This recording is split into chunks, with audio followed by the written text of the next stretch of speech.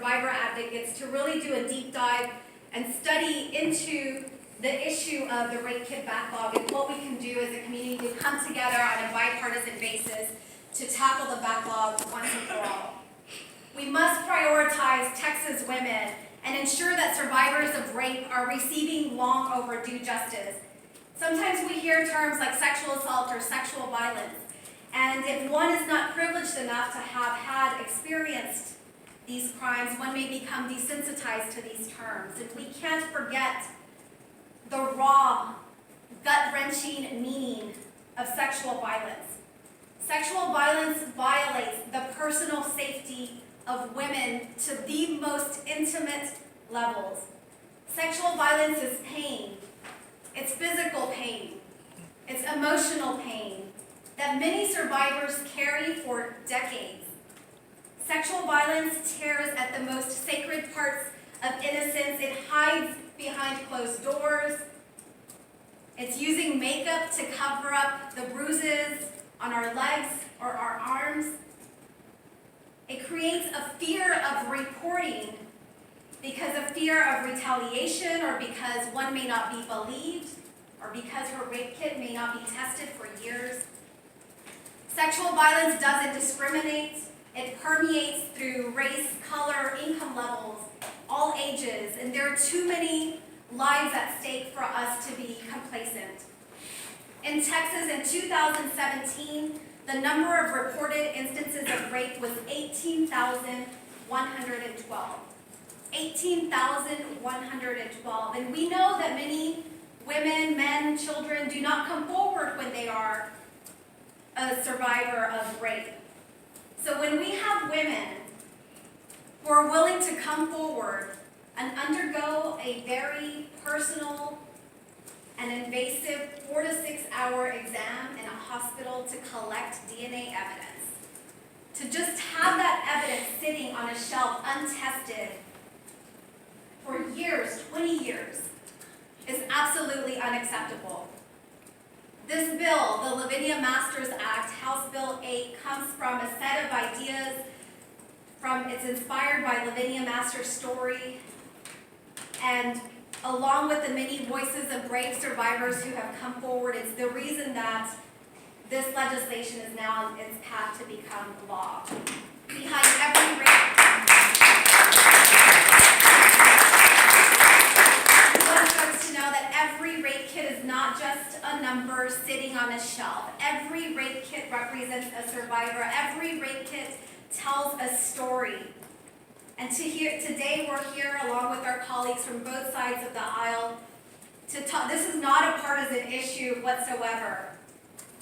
And we want to announce a package of bipartisan pieces of legislation to tackle the backlog of thousands of untested rape kits to make sure that we get these kits tested. What House Bill 8 does is it does several things. One, it conducts an audit of untested rape kits in Texas. The last audit was from legislation passed in 2011. At that time, there were 20,000 untested rape kits. And while we've gotten that number down, since then the numbers continue to increase. Sexual assaults happen every single day. So we need a new update on the audit. So that's part of the legislation. We also have timelines for the submission of testing and analysis for all of the newly collected kits. There's language in there to toll the statute of limitations in those instances where an untested rape kit has not been tested, so that we tackle this problem that impacted Lavinia's story. And it does several other things. We also have House Bill 616, which helps streamline the process for the sane nurses or hospitals to be reimbursed. One of the things that we learned from our task force was that law enforcement, for example, Dallas Police Department is spending every other Friday doing paperwork to get these rape kits submitted to the state, to get the funds tested. So what this House Bill 616 does, it streamlines the reimbursement process. House Bill 282 also strengthens the ability of law enforcement to ensure that they have the tools to be trained on how to do trauma-informed interviewing of survivors when they encounter them immediately after they've been raped. And so we want women to know that we have your backs. We want women to know in Texas that we're coming together to tackle this issue once and for all, and we're very, very grateful, very grateful to have all of our colleagues here to show support for this issue that impacts women all across Texas. So with that, I'm going to yield the floor to State Representative Donna Howard, who's been an expert, a champion on this issue as well, to talk to us about some additional pieces of legislation. Thank you. Donna Howard, State Representative in House District 48 here in Travis County. And like Representative Niave, I have crafted some legislation that is looking and trying to address a continuum here, the timeline, the spectrum of what's going on, and have it be trauma-informed and survivor-victim focused. So we heard the tremendous frustration from Ms. Masters, and then of course from Representative Niave herself, that I share, and I think all of the legislators up here share, and our colleagues that aren't with us here today share. We have voted for legislation and appropriations to address the so-called rape kit backlog and support efforts such as Representative Niave's to deliver a swift and fair justice to the 2/5 of Texas women who count themselves survivors of sexual assault. And I will also add, of course, there are men that are included in this as well. While we've made significant progress since 2011, it can be hard to communicate the effectiveness of those efforts to the public, to our local partners, and to advocates. There is not a consistent definition for rape kit backlog, for example. And even in my own community here in Austin, confusion abounds over what constitutes a case being cleared. We've heard stories of women traveling from Bastrop to Houston under the mistaken impression that they cannot get a sexual assault exam in the area in which they are living, or they're being denied transportation to a certified facility. HB 1590 would help close these gaps for survivors, policymakers, taxpayers, and the police, nurses, and care providers on the front lines of this issue. By establishing a central hub for information, planning, and action within the Office of Sexual Assault Survivors, I aim to help coordinate the many efforts to seek a swift and fair justice and care for survivors. This office will survey the existing landscape of victim services, safe, certified facilities, and the criminal justice system.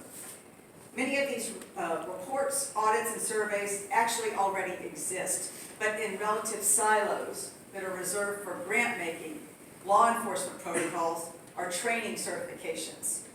This office would convene a wide stakeholder group modeled after the efforts of Governor Abbott's policy discussions that would recommend best practices and standards of care for the chain of custody for evidence and prosecution, as well as the continuum of care for survivors. This office would conduct an analysis identifying where the state was meeting those standards and what needed to be done to close the gap between where we are and where we want to be. This gaps analysis would include potential funding sources and set forth a survivor-centered strategic plan and recommendations for legislators before each session. As I've said for several sessions now, the priorities of the legislature are reflected by what's in our budget. On the Senate side, I'm happy to see that Chair Nelson has taken a bold initiative to better equip the state to deal with this crime. The House is ready to step up and meet that demand by funding the care and the resources needed to fully support survivors. There are forthcoming riders and supplemental legislation that will provide for an increase in forensic nursing capacity, the teaching of scientists who identify criminals, training law enforcement on trauma-informed interviews, and building the intelligent infrastructure to pinpoint repeat offenders and let survivors know that justice is being served. I'm working with Chairman Zerwas, Representative Sheffield, Vice Chair Longoria, and my fellow Article 3 members and other members of the Appropriations Committee to find the funding for programs that will augment the state's efforts to address heinous crimes of sexual violence and give victims the support and justice that they deserve.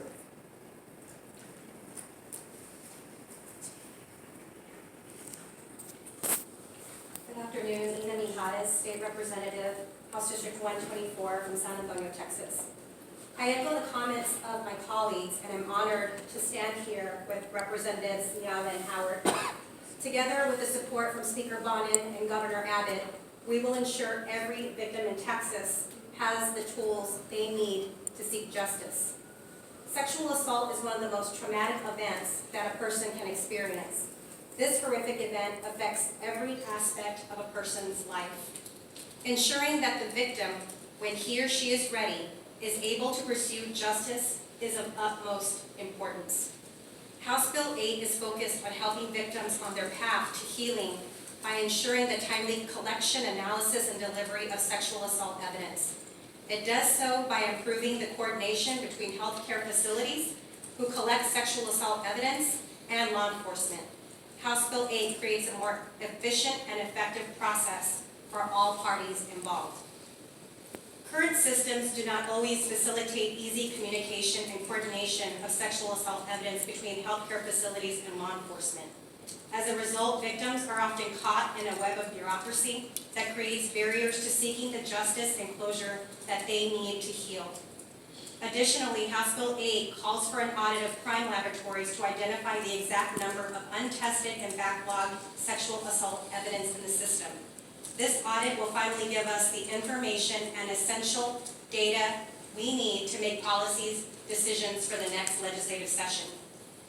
It is time we take a stand and say, enough is enough. We must act now and fix this broken system.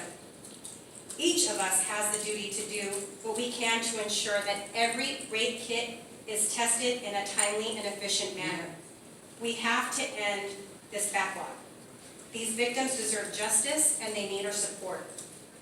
However, legislation is just one piece of the puzzle. Community organizations provide victims with essential support services to help them through the everyday struggle. Organizations like the Hope Alliance and hotlines like the National Sexual Assault Telephone Hotline provide victims with vital counseling services.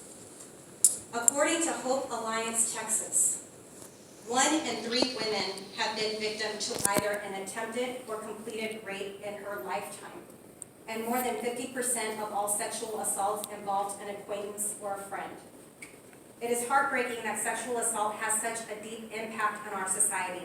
We must do more to support victims and empower them to do what they need to heal and move forward.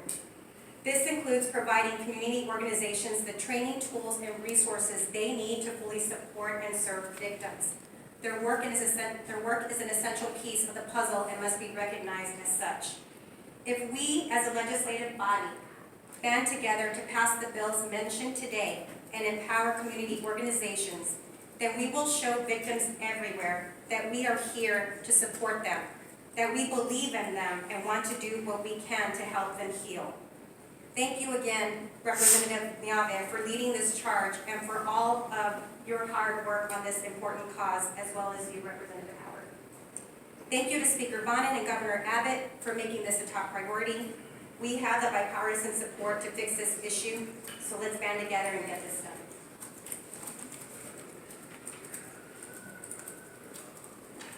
Ladies and gentlemen, I don't have a script here. I'm just going to speak from the bottom of my heart. Representative Niava's desk is about like an arm's length away from my desk. 2 years ago, when she brought to me this idea, and then she showed me the information, I was so shocked. I was so shocked because, see, my husband is a big fan of those CSI, Law and Order TV shows. He watched it all the time. In those shows, you can always see that people are waiting outside anxiously to find out what's the test result so they can find who's the criminal. But in reality, when she brought that information to me, isn't that true? Yeah. I was shocked. They will be sitting untested DNA evidence sitting over somewhere in the storage room for years. And of course, the excuse is we don't have funding. Golly, for something that significant, I'm afraid that is not a good reason, not a good excuse not to get that bad law clean out. So I told Victoria definitely, she has all my support. And this session, she come to find online the process, and now you heard that we had the report, the support all the way from the top 3, and we had the funding and result, we had the procedure, we had the bipartisan support from men and women. We are here to really make a difference. When we make this difference, then listen, women and victims out there, they realize in Texas, we are for women. We are against violence, and that is so important. And don't tell me we don't have enough resources. So they are, I can believe it, 21 years, golly, you just cannot believe it. But anyway, that's what I'm here to share with you from the bottom of my heart. Thank you. Angie Chen Button, State Representative from Dallas area. First of all, thank you all for being here. I'm Morgan Meyer from House District 108. And I just wanted to take a very brief moment and talk about the bipartisan nature of this issue. You know, this is my 3rd session, and I will tell you, I've certainly seen a number of issues where a number of the folks up here today do not agree. But I have to tell you, on an issue as important as this is not Republican. It is not Democrat. It is not urban, and it is not rural. It is an issue, and an issue that we have to address now. We have to take care of this problem now. Part of our role as legislators is to protect those who often need protection and cannot protect themselves. This bill goes a very long way to do that, and we have to do that. The time is now. And I want to thank Representative Miave for her leadership on this issue. She started last session. She came back this session, driving even harder. And I have to say, I'm not thanking her merely as a member of the House. I am thanking her as a husband, a father, and a Texan. So thank you, Victoria, for all of your hard work. Let's get this done. Thank you, everybody.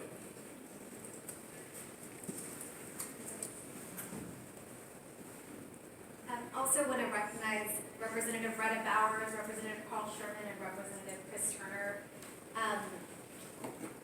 Just want to thank everybody for coming today, and as we know, this is an issue that we're also thankful to Speaker Bonin and Governor Greg Abbott for prioritizing. We're happy to answer questions at this time.